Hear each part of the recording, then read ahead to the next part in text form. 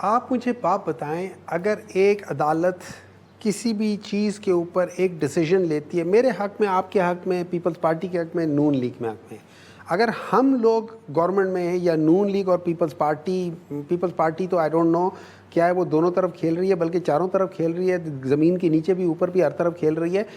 तो अगर ये एक बिल लेकर आते हैं कि उस डिसीजन को बाईपास करने के करें, इसमें सिवाय बदनीयती के कुछ और चीज़ है? सिवाय अच्छा, ये बेसिकली कर क्या रहे हैं?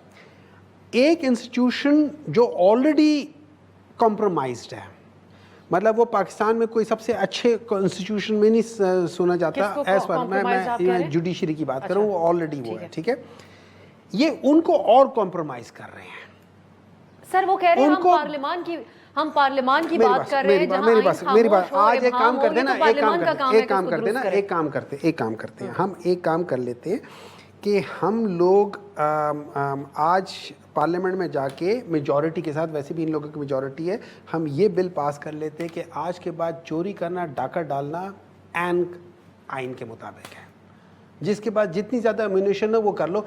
क्या इसका मतलब ये है कि वो कानून पास हो जाना चाहिए?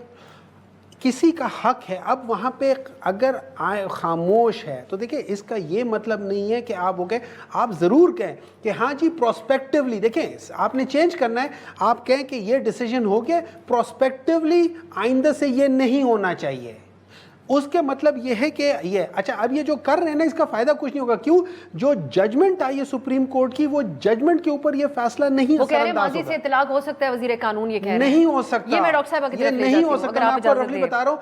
इसका सिर्फ ये चीज होगी कि ये फ्यूचर उसके लिए इस पे कुछ ठीक है सर। अब जो वजीर कानून डॉक्टर साहब कह रहे हैं, वो कहते हैं माजी से इसका इतलाक होगा,